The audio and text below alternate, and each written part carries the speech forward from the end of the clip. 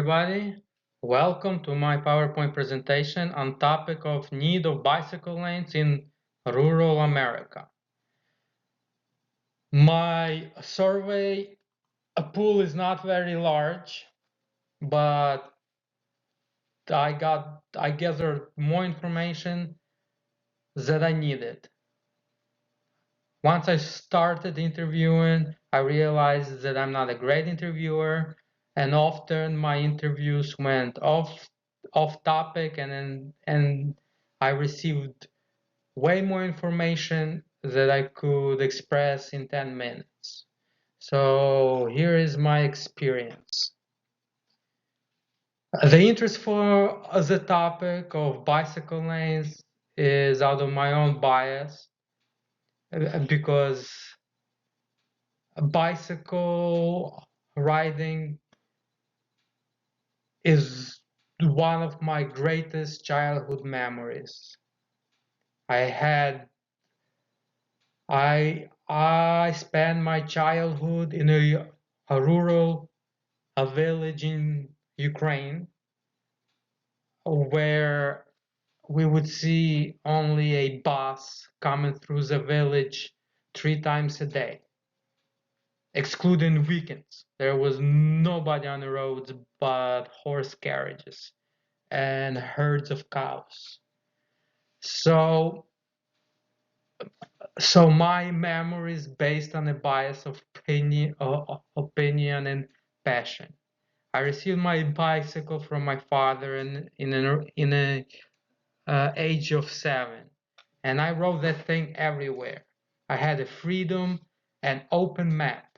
I could go up the hills, across the rivers, down the hills without brakes, and often injured myself and bicycle and had to hide my injuries from my parents so my rights to ride a bike wouldn't be taken away.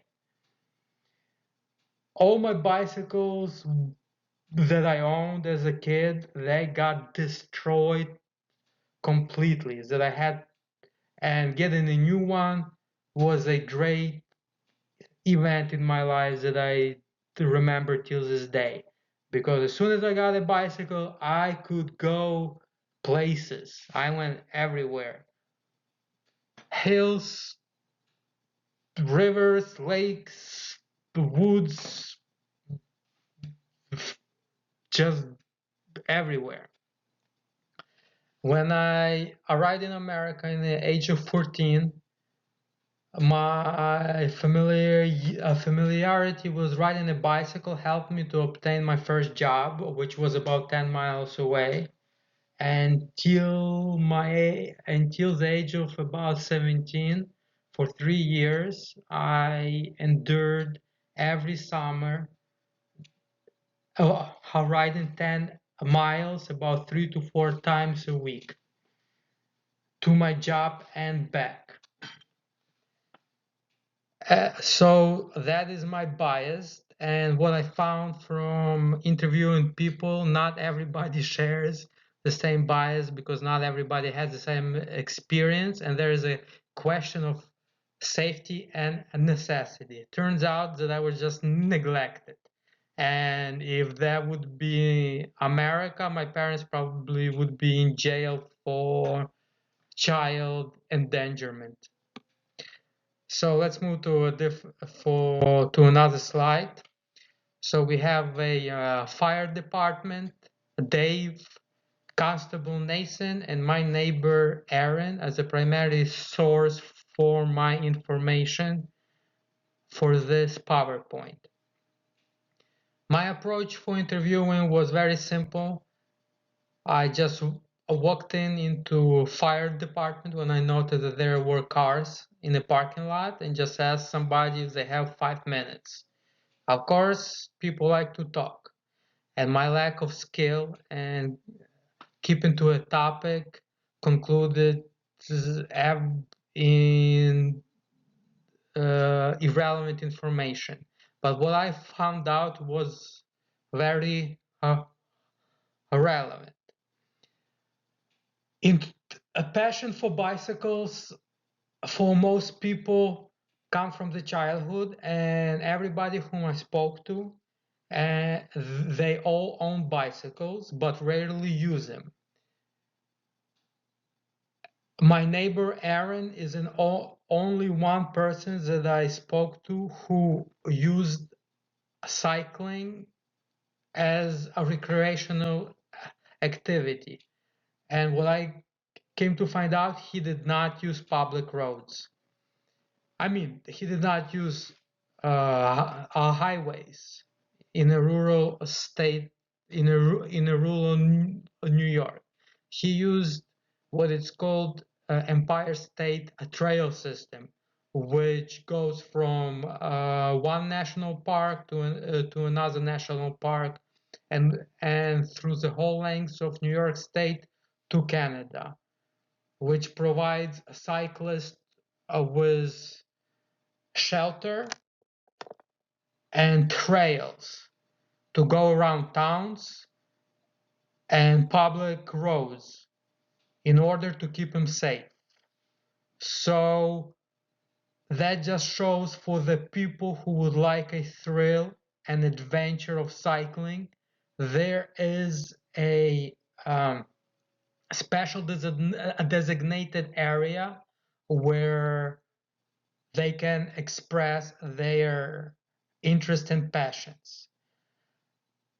Now, from a point of view of first responders and law enforcement, there is no need for bicycle lanes because of safety.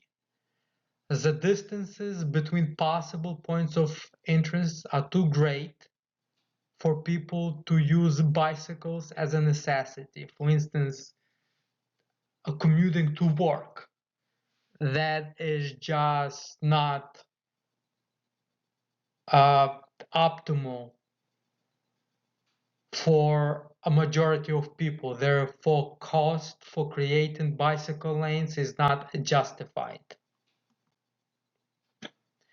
Time has changed, and the new generation of can experience new technologies that previous generations had no access.